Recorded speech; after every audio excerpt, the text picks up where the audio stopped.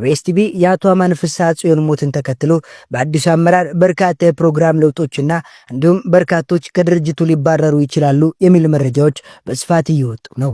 ይሰማሉ ወይ? ቀለበት ሊያደርግ ጃኒ ቀለበት ሊያደርግ ነው።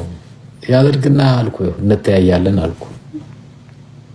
ከአገልግሎት መስጫ ክልል ውጪ ነው የምናደርገው። አዶናይና ጃኒ ተመካክረው ባደው ይላችሁ። አዶናይ ነው የጃኒን አካውንት ያዘጋው። አዶናይ ነው ደርሸበታለሁ። የጃኒን አካውንት ያዘጋው አዶናይ ነው። አትሌት ፈይሳ ለሊሳ ዝምታውን ሰበረ የሚወራብኝ ወሬም ደግነት የሌለውና ለወሬ ጥማት የሚደረግ ነው ብሏል። ዳኒን እማያቅ ኢትዮጵያዊ አለ ብሎ ማሰብ ይከብዳል። ነገር ግን ወደ ኢቢኤስ ቤት ሲመጣ አመጣጡ ብዙዎችን ግራ አጋብተው ነበር። ሰላም እንደምን አላችሁ? ዌልካም ቱ ወደ ኤፊ ሪአክሽን። እንግዲህ የአዲስ ቻናላችን ነው እንግዲህ እና የምታዩት በሙሉ ሰብስክራይብ ያደርጋችሁ ቤተሰብ እንድትሆኑ ጠይቃችኋለሁ ማለት ነው። ዛሬም እንግዲህ ወቅታዊና የተመረጡ ቪዲዮችን ይዤላችሁ መጥቻለሁ። ቪዲዮቻችን እንደምትወዱ ስለማልጠራጠር ላይክ አድርጋችሁ ጀምሩ። ለመጀመሪያው ቪዲዮ ነው። እሺ እንግዲህ በዛሬ የመጀመሪያ ቪዲዮአችን እንግዲህ አዶናይ ለጃኒ ቀለበት ሊያደርግላት ነው የሚል ቪዲዮ አለ። እሱ ብቻ አይደለም፣ አዶናይ ለጃኒ ቀለበት የሚያደርግላት ከሆነ ብለው በጣም እየዛቱበት ይገኛሉ። እስቲ ሁለት ቪዲዮችን አይተን እንመለስ። ይሰማሉ ወይ? ቀለበት ሊያደርግ ጆን ዳንኤል ቀለበት ልታረግ አታለያያት። ቀለበት አርግ ባይለኛው ሆነን በርቱ ብለን እንመክራለን። አንተም ጆን ዳንኤል የራስን ላይፍ ከልጅናት ጋር በደንብ አፍቅረሃት ተንከባክበሃት ቴኬር አርጋት ለይታ ሳይሆን የእውነት ወዳ አዶናይ የወደዳት የእውነቱን ነው ሊያገባት የእውነት ነው የወደዳት። ኤድመንድ የምትባል ስተገጤ የእንጨሽበት ኤድመንድ 7 ሴት ይዘለት ይመጣ 7 ሴት ይዘ ይመጣ ውሰድና ለሌላ ሽጣቸው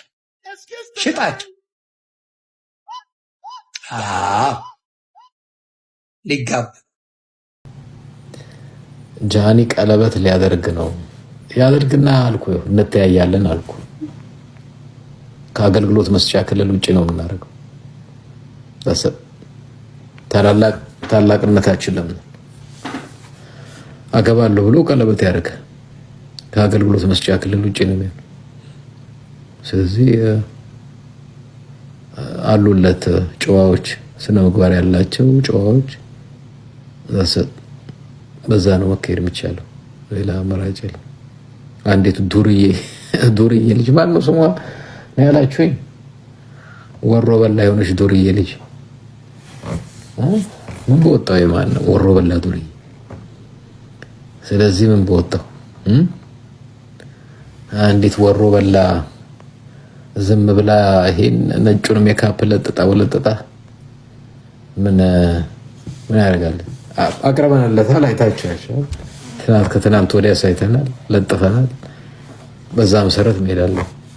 ያው እንዳያችሁት እንግዲህ አዶናይ ለሷ ቀለበት የሚያደርግላት ከሆነ በምንሄድበት መንገድ ሄደን የማይሆን ነገር እናደርጋለን እያሉ ነው ያሉት። እንግዲህ የተፈጠረውን ነገር ሁላችንም የምናውቀው ነው። ግን እሷም የሚፈልጉትን ማድረግ ከፈለጉ መታረቅ ከፈለጉ መጋባት የፈለጉትን ማድረግ ይችላሉ። እኛ ከውጭ ሆነን ይሄን ካደረክ ላይፋቸውን የሚኖሩት እነሱ ናቸውና እኛ የፈለጉትን ነገር ከማድረግ ማስቆም እንችላለን ብዬ አላስብም። ቆይ አንዴ ይሄን ቪዲዮ አይተን እንመለስ። እንደሚታወቀው በመልካምነትና በጥሩነት እናውቃቸው ጃኒና አዶናይ ከመካከላችን አሉ። ፍቅር ይታገሳል፣ ፍቅር ቸርነት ያደርጋል፣ ፍቅር አይቀናም፣ ፍቅር አይመከም፣ ፍቅር አይታበይም፣ ፍቅር በደልን አይቆጥርም፣ ፍቅር በራሱ ደስ ይለዋል። እኛ ባለጃኖቹ ባለፈው ጥር ወር ላይ የዛሬ ወር ጃኒና አዶናይን ቃል መሐላ አስደርጋቸው ነበር። አዶናይ ወንድማችን የባለፈውን ቃል መሰረት ማድረግ ፍቅርን ታሳየን ዘንድ ፍቅርን ይቅርባይነትን ታስተምረን ዘንድ እንጠይቃለን። አዲስ ነገርም እንጠብቃለን። መልስ እንፈልጋለን። ይህን ቪዲዮ ለጃኒና ለአዶናይ አርሱላቸው። ያው እንግዲህ እንዳያችሁት ነው ቪዲዮን። ከዚህ በፊት ቃል አገባብተናችኋል። አሁን ለተለያዩ አይገቡም እና እንግዲህ አዶናይን በጣም በቃል እየያዙት ነው የሚገኙት ማለት ነው። ሰው የራሱ የሆነ ይቅርታ የሚያደርግበት ሌቭል አለው። ያው እንግዲህ ፈጣሪ አይደለንም እኛ የፈጣሪን ያክል ደረጃ በምንም አይነት ጥፋት ይቅርታ የምንል አቅሙ ያለን ሰዎች አይደለንም እና ምናልባት ለሱ ይሄ ይቅርታ ማድረግና መርሳት ይለያያል። ይቅርታ አድርጎላት አብሯት መቀጠል አለበት ማለት በጣም ይከብዳል። ስለዚህ በእንደዚህ አይነት ሁኔታ ቀድሞ የተሰራሩትን ቪዲዮዎች እያመጣችሁ በዛ ማሰር አግባብ ነው ብዬ አላስብም። ልክ አይደለም። እሱ ለራሱ ለውሳኔው ለራሱ እንተውለት አሪፍ። አዶናይና ጃኒ ተመካክረው ባዳው ይላችሁ። አዶናይ ነው የጃኒን አካውንት ያዘጋው። አዶናይ ነው ደርሼበታለሁ። የጃኒን አካውንት ያዘጋው አዶናይ ነው። አዶናይ ከጆን ዳንኤል ጋር ራቁታን ደውላ ጆን ዳንኤልን ራቁቱን ደውላ ጎንደር ያለች ጊዜ ደውላ አዶናይ አግንቷት ሊደበድባ፣ ግን አዶናይ ያው ጥፍሩን ተሰርቶ ስለነበረ አይደባደብም። መደባደብ አይችልም ልጁ መዳነስ ነው የሚችልና ተናዶባት ዳነሰባት።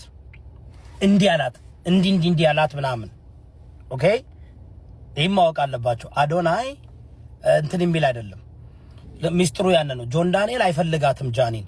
እሷ ግን ጎንደር እያለች ራቁቷን ሆና ደውላ ጆን ዳንኤል ልታጠምደው። ጆን ዳንኤል በጣም የምታምር ሚስት አግብቶ ልጅ ወልዶ ጥሩ ሪሌሽንሺፕ ላይ ያለ ሰው ነው።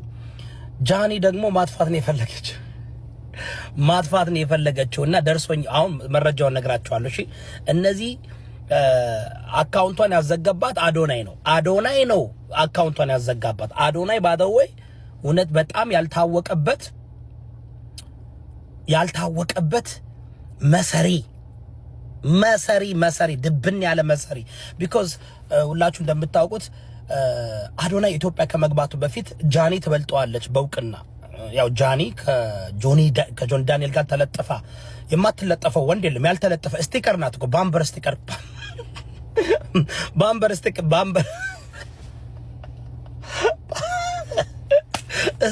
ልጥፍ ነው። ከምር ነው የምላችሁ። አሁን ጃኒን እናቃታለን። ጃኒ ተለጣፊ ናት፣ በሁሉም ቦታ የምትለጠፍ ተለጣፊ ናት። ታውቃላችሁ።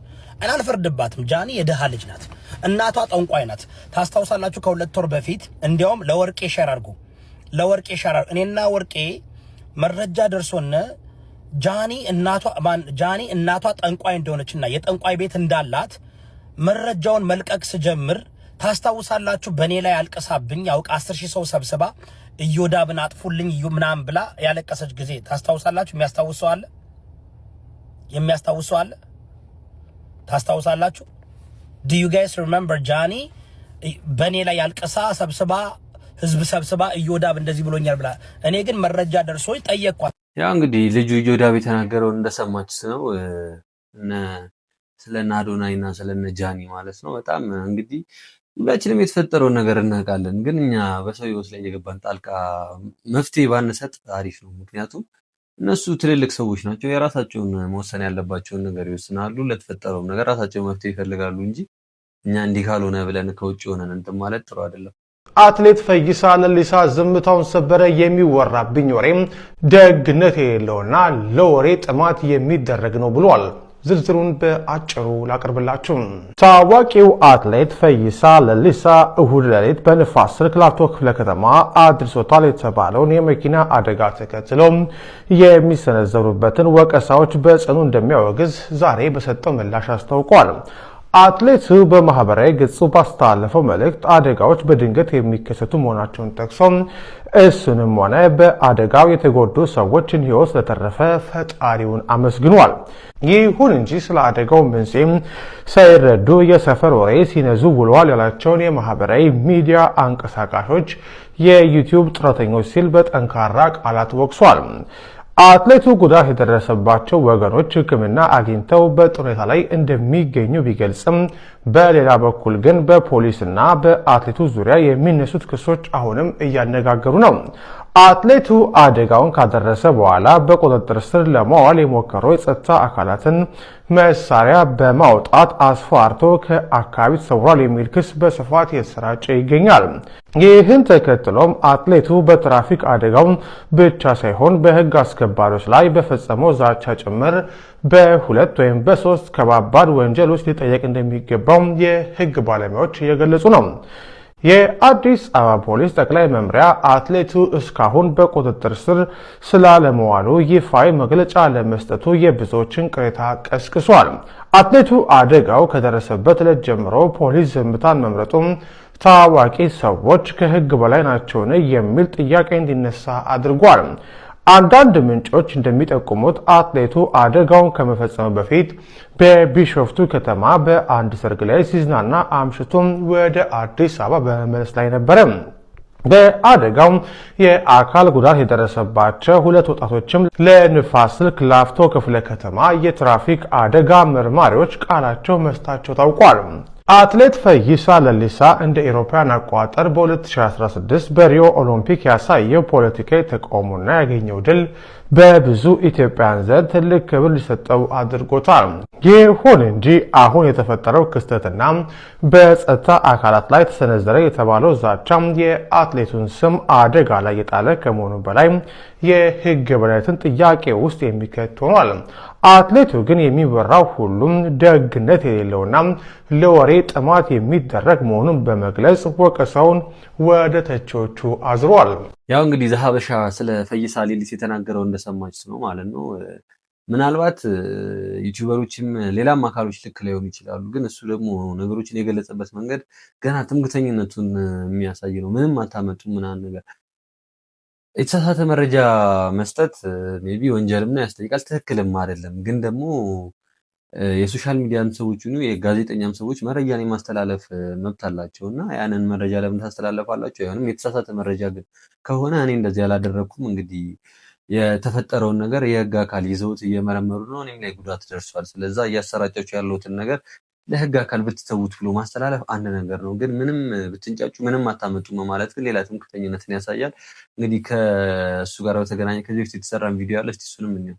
ጋይስ እናንተ ልብ ብላችሁ አልሰማችሁንም እንጂ አትሌት ፈይሳ ሌሊሳ ካፈላ ቆይቷል። በሰሞኑ እንግዲህ በፌስቡክ ገጹ መኪና ገዝቶ ስለ ቤንዚል የሚጨነቅ ካለ መኪናው ምን ያደርግለታል፣ መኪናውን በመሸጥ ፈረስ ገዝቶ አብቹ ባወጣው ኮሊደር ላይ ወክ ማድረግ ይችላል በማለት የተናገረው በሰሞኑ እንግዲህ ሁለት ሰዎችን ገጭቶ ፖሊሶችን እኔ ማን እንደሆንኩ አታቁኝም በማለት አምልጧል። ሳይማር የሮጠ የሀገር ባለውለታ ቢሆንም ከህግ በላይ አይደለም። ያው እንግዲህ ፈይሳ ሌሊሳ ከዚህ በፊትም ያለው እንደሰማችሁት ነው። እንግዲህ መኪና ገዝቶ ስለ ነዳጅ የሚጨነቅ ካለ መኪናውን ይስጠውና ምናምን እንግዲህ በጣም የሆነ ሰሞን ላይ ይሄም ነገር መነጋገሪያ ነበር ማለት ነው። እንግዲህ አንተ ያለበት ስታተስ ላይ ሁሉም ሰው ሊሆን አይችልምና አንዳንድ ነገሮች መጨመር ያሳስበዋል። ለምን ያሳስበዋል ማለት በጣም ተገቢ አይደለም። ምክንያቱም ሰው ሁሉም እንደየአቅሙ ነው የሚኖረው። ትንሽ ነገር ሲጨምር አፌክት የሚያደርገው በጣም ብዙ ሰው አለ። ምናልባት አንተን አፌክት ሊያደርግ ላይጎዳ ይችላል። ግን ለምን ሁሉም እንደዛ አልሆነም ብሎ ማሰብ ትክክል አይደለም፣ አግባብም አይደለም እና ከዚህ በፊትም ይሄንን መረጃ ሰምቼ ስለነበረ አሁንም ይሄንን ምንም አታመጡም የሚለውን ነገር ሲደግሞ ደግሞ ትንሽ ሜቢ የቅርብ ሰዎች ካላችሁ ብትመክሩት ብዬ ነው። ሉላ ገዙ ለኢቢኤስ ቲቪ እጅግ ልብ የሚሰብር በእንባ የታጀበ መልእክት አስተላለፈች። ኢቢኤስ ቲቪ የአቶ አማን ፍስሐ ጽዮን ሞትን ተከትሎ በአዲሱ አመራር በርካታ የፕሮግራም ለውጦችና እንዲሁም በርካቶች ከድርጅቱ ሊባረሩ ይችላሉ የሚል መረጃዎች በስፋት እየወጡ ነው። የቤተሰብ ጨዋታ ድጋሚ ላይ መለስ ይችላልም ተባለ።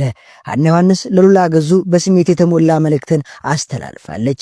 ለጥቂት ደቂቃዎች አብራችሁን ስትቆዩ ሉላንና የኢቢኤስ ሰራተኞችን ያስለቀሰው መልእክት ምንድነው ብለን እንቃኛለን። መልእክቱንም ቃል በቃል እናሰማችኋለን። በኢቢኤስ ቤት ስላለው ሽኩቻና የሰራተኞች ስጋትም የምንላችኋለን። በርካቶች ከኢቢኤስ ቤት ይሰናበታሉ የተባሉበት ምክንያት ምንድነው ብለን ጠይቀናል። መልሱንም ታደምጡታላችሁ። የቤተሰብ ጨዋታ በተመለከተ የተሰማው ነገር በርካቶችን እያስቆጣም ይገኛል። ያው እንግዲህ መረጃውን እንደሰማችሁት ነው ማለት ነው። የኢቢኤስ መስራችና ዋና አስተዳደር እንግዲህ ህይወታቸው ከማለፋቸው በኋላ የተለያዩ መረጃዎች እየወጡ ይገኛሉ ማለት ነው። እንግዲህ የመስተዳደር እንትኑ ተቀይሮ የተለያዩ መዋቅሮች ለውጥ ይደረግባቸዋል እየተባለ ነው። እና ሉላ ገዙ ምናምን የተለያዩ ሰራተኞች እንግዲህ ተቀይረው በአዲስ እንደሚተካ እንግዲህ እየተነገረ ነው የሚገኘው ማለት ነው። እንግዲህ ሁላችንም እና ሉላ ገዙንም ሌሎችም የኢቢኤስ ክሮችን እንግዲህ በጣም ተላምደናቸዋል፣ በጣም እንወዳቸዋለን። ለምን መቀየር እንዳስፈለገ ለምን እንደዚህ የፕሮግራም ለውጥ መደረግ እንደተፈለገ አልገባኝም። እንግዲህ ስለዚህ ነገር የምታውቁ ካላችሁ እባካችሁ እስቲ ኮሜንት ላይ ጻፉልን እና ደግሞ ለና ሉላም እንዲሁም ለኢቢኤስ ክሩ ያላችሁን እንግዲህ አመለካከትና ፍቅር በኮሜንት ላይ ያሳውቁ። ጋሼ ዳቦ መግዣ፣ ጋሼ ዳቦ ግዛልኝ። ቀርቤ ባልሰማውም የዚህ ሕፃን ልጅ ኮልታፋ አንደበት እነዚህን የመማፀኛ ቃላት ገጣጥሞ ከመናገር እንደማይዘሉ ግን እርግጠኛ ነኝ። እናም ከተደጋጋሚ የዳቦ ግዛልኝ ተማጽኖ በኋላ አንድ ልበቀና አፉን በዳቦ አበሰለት። ሕፃኑ አግኝቶት የማያውቀውን 50 ብር ከጋሼ እጅ ተቀብሎ ፈነጠዘ።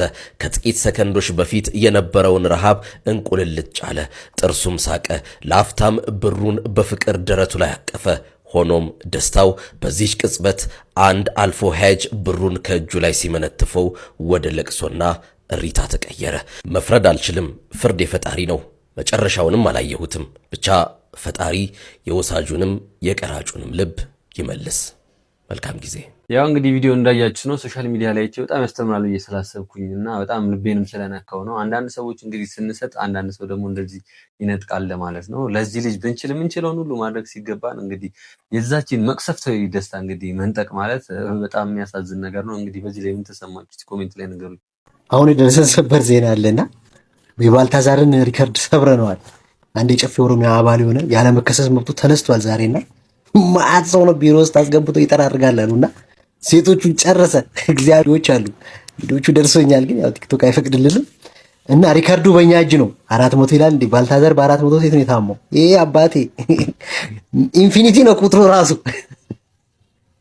እና ይሄ በጨፌ ኦሮሚያ ላይ አባል ነበር አሉና አደገኛ ኮርማ ነው። አደገኛ ኮርማ ዛሬ በፖሊስ የተፈለገ ነው ሊያዝና በጣም ብዙ ሴቶችን ነው ጉድ ያደረገው። ሰሞኑን ቪዲዮቹ ያው በቴሌግራም ከፈለጋችሁ ልክላችኋለሁ እንጂ አደገኛ ባልታዛር መጥቶ ጸጉራሙ ባልታዛር ነው፣ ጸጉር ያለው ባልታዛር ነውና አረ ጾም ላይ ነን እኛ እኮ መጾም አልቻልንምና የሚያስቅ ነገር ስለሆነ ነው የማመጣውላችሁ።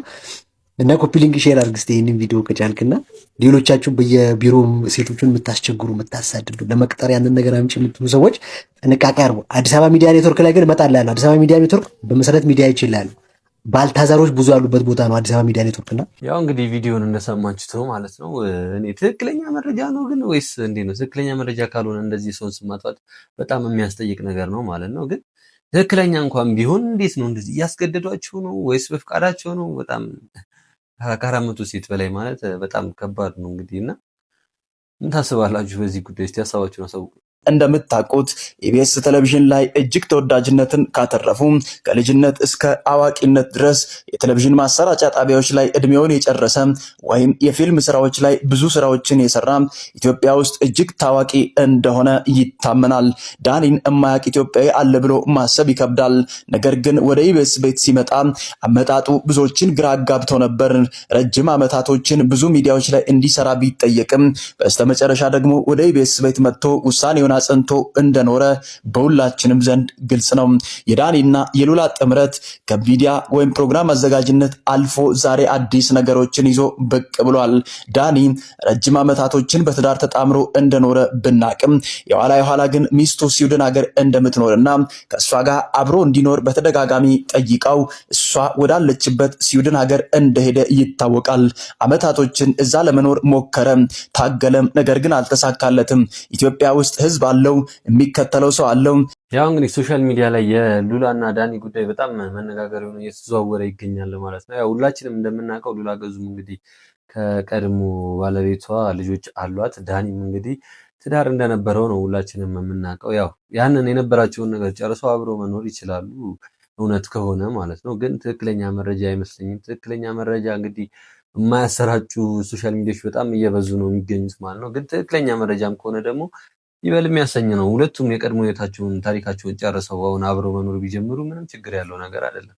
እውነትን ተናገር፣ ሴትን ልጅ አክብር፣ ፈጣሪህን ፍራ፣ ለህሊናህ ተገዛ፣ ዝምታን አብዛ፣ ላመንክበት ነገር ቁም፣ ዓላማህን እንጂ ሴትን ልጅ አታሳድ። አካልህን በስፖርት ልብህን በፍቅር አይምሮህን በማስተዋልና በእውቀት ጠብቅ። ፈጥሞ ሱስ አይኖርብህ። ሱስ ክብርህን አሳጥቶ ተጎና ያለውን ሰው አሳቆ አንገት የሚያስደፋና የሚያሳፍር ነውና አቁም። ተዝሙት ፈጽሞ ሽሽ። ኩሩ ወንድ ታንድ ተተመረጠ ሴት ውጭ ገላውን ለማንም አያሳይም። ታማኝ ሁን፣ ፍርሃትህን አስወግድ። ሰውን አትናቅ፣ ንቀትን አስወግድ። ክብርህን አስጠብቅ፣ የሰውንም ክብር ጠብቅ። በንግግር መሃል የሰዎችን አይን ተመልከት። ፈታ ብለህ ተቀመጥ፣ እንደ ሌባ አትቁነጥነጥ። በእርጋታ ተናገር፣ ማዳመጥንም አብዛ። ለትንሿም ሰላምታ ሳይቀር አመስጋኝ ሁን። ስታመሰግን የተሻለ አእምሮና ስነ ልቦና ይኖርሃል። ከውጥረትና ተጭንቀት ነጣ ትሆናለህ። ለመሰናከል እጅ አትሰጥም። በራስ መተማመን ይኖርሃል። ሕይወትህን ትወዳለህ፣ በረከት ይበዛልሃል። ምስጢርህን ወደ አደባባይ አታውጣ፣ ምክንያቱም ነገ ያሳቅቅሃልና። በመንፈሳዊ ሕይወትህ ላይ አብዝተህ ስራ። ዘወትር በጸሎት ትጋ። እሺ ውድ የቻናሌ ቤተሰቦች እንግዲህ የዛሬ የዩቲዩብ የመጀመሪያ ቪዲዮአችን እንግዲህ በዚህ መልኩ አጠናቀናል ማለት ነው እና እንግዲህ ሰብስክራይብ እያደረጋችሁ እንደምትተባበሩኝ አልጠራጠርም። ቪዲዮአችንም ላይክ አድርጉት፣ ሀሳብ አስተያየቶቻችሁን ኮሜንት ላይ ጻፉልኝ። በቀጣይም በተለያዩ በተሻሻሉ ቪዲዮዎች ተመልሼላችሁ እመጣለሁ። እስከዛው ድረስ ይመቻችሁ ባይ